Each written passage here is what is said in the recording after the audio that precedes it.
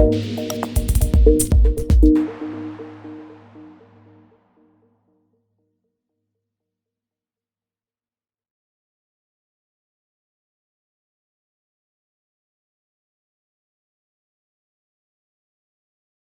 right, I'm excited to be back with my three new friends. Um, One of my favorite topics. So influencers, I've found sometimes come in a minute. One comment, right time, right place, and everything. Sometimes they last a lifetime.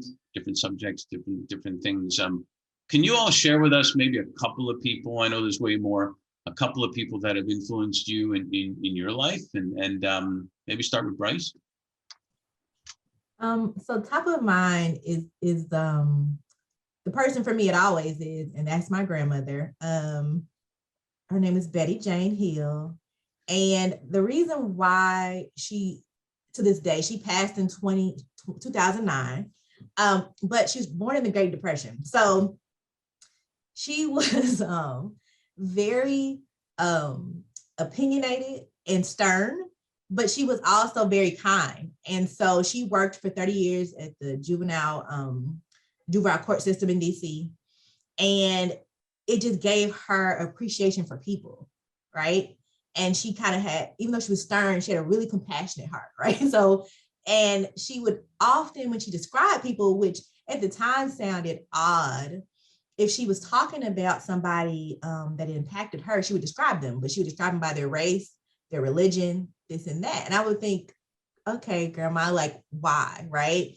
But in hindsight, looking back, she was trying to show me, even though she had grown up and was raising children in the middle of the civil rights movement, she still met people different from her that helped her along the way. And so she was telling me about, how one of her best friends was an old Jewish man at the courthouse, right? And how he would look out for her and he would do all, so I'd be like, okay, grandma, but I think she was trying to make me understand that you never know where your blessings come from, right? And you never know how they impact you. So I often think of her, she passed that down to my mother. And, so I think that kind of also played into why my mother chose such a diverse setting for us to live, because she wanted us to have that kind of same mindset.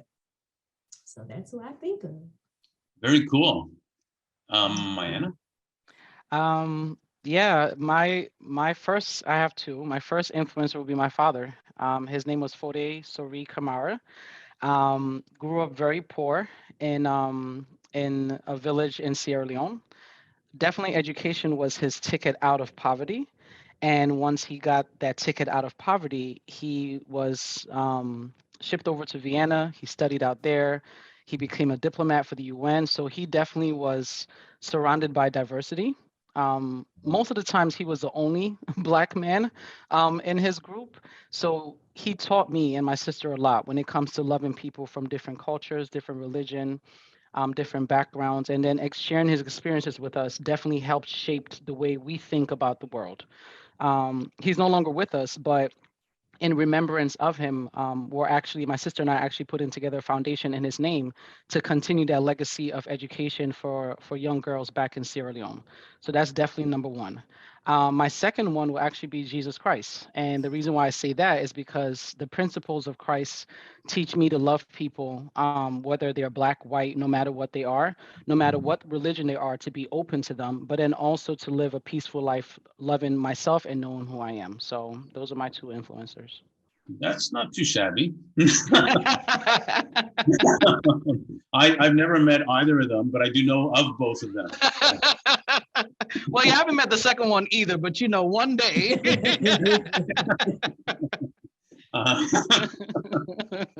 a real influencer if you haven't met them, by the way.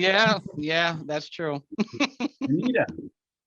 Yeah, so I'm just gonna say broadly a couple of things. One, my family. I can't call out any names because if I call it a specific name, then But my family have just been the biggest cheerleaders throughout my life. I mean, just always encouraged me to pursue my dreams, pursue what I want to do. So they have definitely influenced me.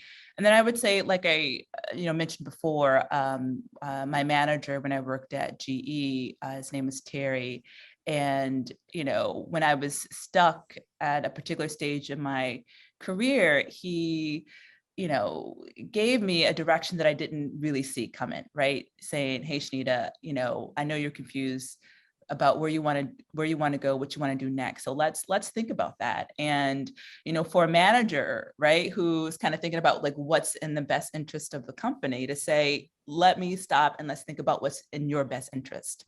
It changed the direction of my career. And then, you know, I'm gonna give Sarah a shout out, Sarah McHugh. I mean, just, you know, I was given a presentation related to some work that I'm doing at Georgetown around DE&I, and she heard that presentation. Sarah reached out to me and said, Shanita, I love what you're talking about. Let's talk more about it. And it's like, you know, for her to see things that I don't necessarily see, that is such a wonderful gift. So she definitely has influenced me to see myself in different ways that I hadn't, you know, thought about before. So Sarah McHugh, she's been a big champion of mine as well. Well, we'll just give a shout out to her that she's influenced all of us. So you Yes. can dog that one. We'll She's amazing. do it for She's all of amazing. us.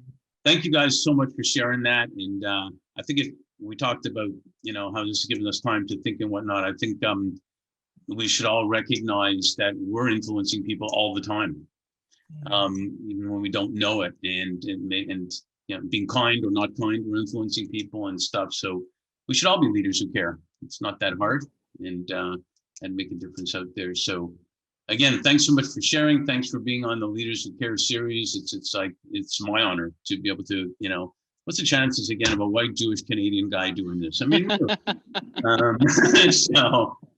learn a lot every time, and we'll talk to you again soon. Thank you, Mark. Thank you. Thank you, Mark.